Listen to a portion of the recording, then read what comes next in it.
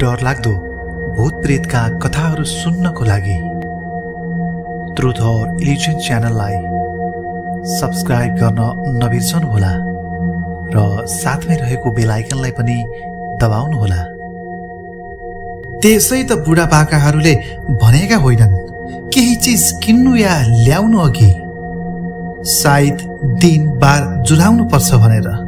कुनै चीज आफूलाई फाप्ने या नफाप्ने, ग्रह मेल खाने या नखाने सबै जुराएर मात्र अनि बल्ल मात्र कारोबार गर्नुपर्छ भनेर आजको एपिसोडमा पनि यस्तै एउटा सत्य घटना।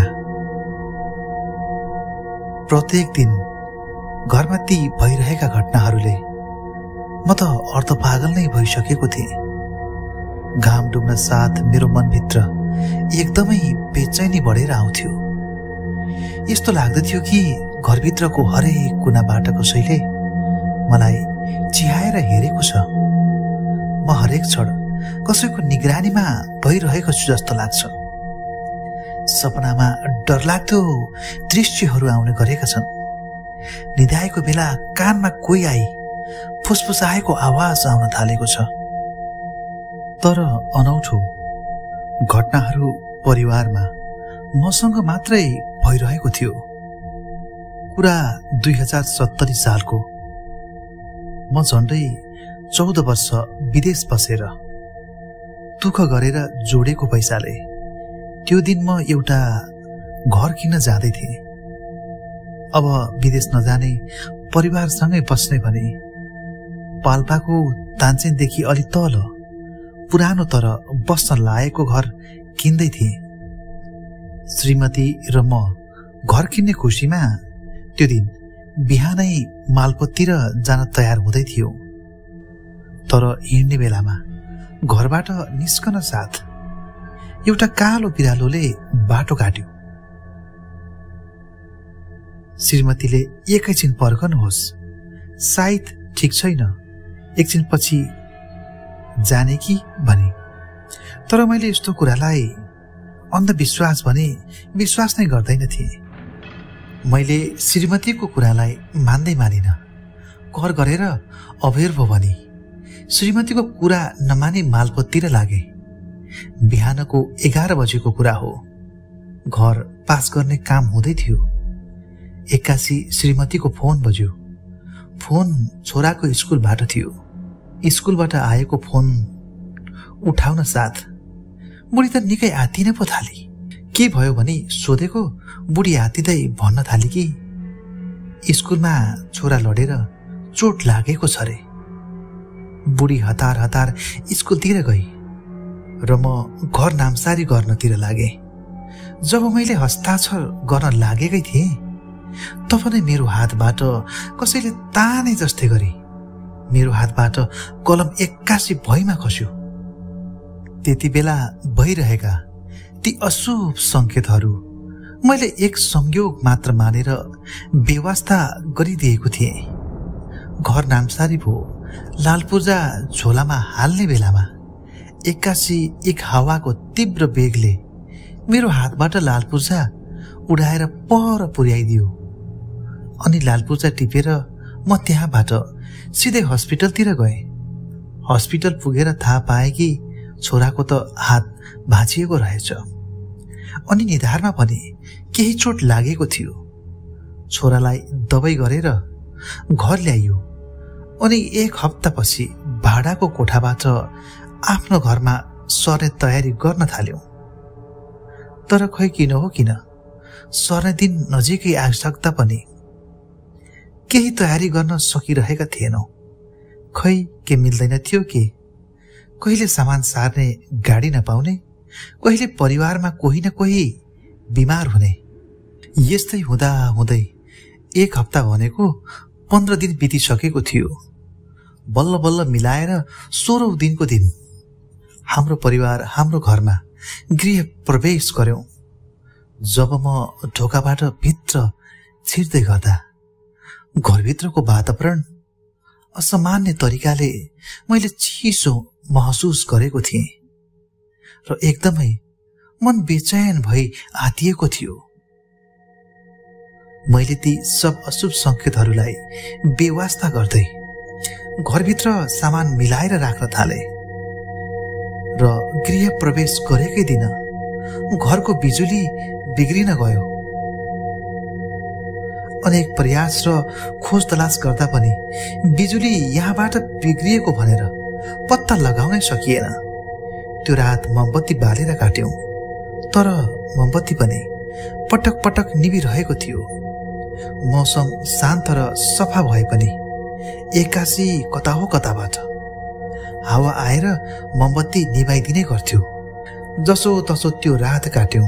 अर्को दिन बिहान भयो। म श्रीमती छोरा निकै खुसी थियौं। खुसी नहुने पनि किनकि वर्षौंपछि आफ्नै घरमा बस्न पाएका थियौं।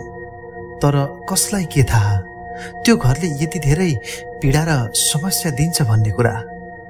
दिनहरू बित्दै गए र मैले हिजो आज एकदमै डरलाग्दो सपना देख्न थालेको थिएँ। सपनामा मरेका लासहरू, चिहानघारी र आफैलाई आकाशमा उडिरहेको देख्थे। खै कसले हो कसले एउटा कालो छायाले सधैँ मलाई लखेटिरहेको हुन्थ्यो। म उबाट बस्नको लागि भागिरहेको हुन्थे। अब त हुँदाहुँदै म निदाएको बेला कोही मेरो कानमा आएर केही फुसफुसाएको जस्तो लाग्थ्यो। सुतिरहेको कोठामा कोही हिँडिरहेको जस्तो लाग्थ्यो। झट्ट आँखा खोलेर हेर्दा त्यहाँ कोही पनि हुँदैन थियो। अनि कसैले ढोका खटखटाए जस्तो यस्तै डरलाग्दा आवाजहरूले म प्रत्येक दिन सुत्नै सकिरहेको थिएन। तर आश्चर्य, ती सब आवाज, त्यस्ता डरलाग्दा महसुसहरू मैले मात्रै सुनिरहेको र महसुस गरेको थिएँ। यदि मेरो श्रीमती र छोराले ती सब महसुस गरेको भए मलाई अवश्य पनि भन्ने थिए होलान्। दिनहु भइरहेका ती घटनाहरूले म आतिएको र डराएको पनि थिए। तर परिवारलाई कसरी भन्ने? म आफै घरमुली भएर डराए भने मेरो परिवारलाई कसले हौसला दिन्छ? यिनै कुराहरू सोचेर म प्रत्येक रात डर त्रासमा कटाइरहेको थिएँ। परिवारलाई भन्न पनि सकिरहेको थिएन। यी सब तनावहरूले म डिप्रेसनमा गइसकेको थिएँ। एकहोरो भई टोलाएर बस्ने, कसैले बोलायो भने झस्केर डराउने। मेरो बदलिदो व्यवहारले श्रीमती र छोरा पनि निकै चिन्तित भइसकेका थिए र श्रीमतीले मलाई डाक्टरकोमा लिएर गई। डाक्टरले अनिदो र डिप्रेसनको कारणले यो सब समस्या आएको भने अनि टन्न दबाई दिएर पठाए। मलाई थाहा थियो यो समस्याको कारण के भनेर। यो दबाईले निको हुँदैन त्यो पनि थाहा थियो मलाई। म डिप्रेसनमा जानुको कारण घरमा मैले जे देखेको र भोगेको ती घटनाहरू आफ्नो परिवारलाई भन्न नसक्नु नै थियो। अब त हुँदाहुँदै त्यो घरभित्र आवाज मात्र नभई एउटा डरलाग्दो कालो छाया हिँडिरहेको देख्न थाले। कोही बेला ढोकाबाट हेरेको हुन्छ त कोही बेला कोठाको कुनामा बसेको हुन्छ। के दिन के रात हरेक क्षण त्यो कालो छाया मेरो वरिपरि नै देख्न थाले। अब त हुँदाहुँदै त्यो कालो छाया मेरो श्रीमती र छोराको वरिपरि घुम्दै मलाई हेर्दै हाँस्दै गरेको जस्तो लाग्न थालेको थियो। के भन्न खोजेको हो त्यो कालो छायाले? यस्तै कुरा सोच्दा सोच्दै म एक्लै बरबराउन थाले। म अर्ध पागल जस्तै भइसकेको थिएँ। एक दिनको कुरा हो, करिब रातको 1 बजेको थियो। मलाई निद्रा लागेकै थिएन। सिलिङ फ्यानलाई टोलाएर हेरिरहेको थिएँ। आकाशमा त्यही पंखामा मैले सधैँ देखिने त्यो कालो छाया देखेँ। त्यो कालो छाया पंखामा मान्छे झुन्डिएको जस्तै झुन्डिरहेको थियो, तर खुट्टा माथि टाउको तल थियो।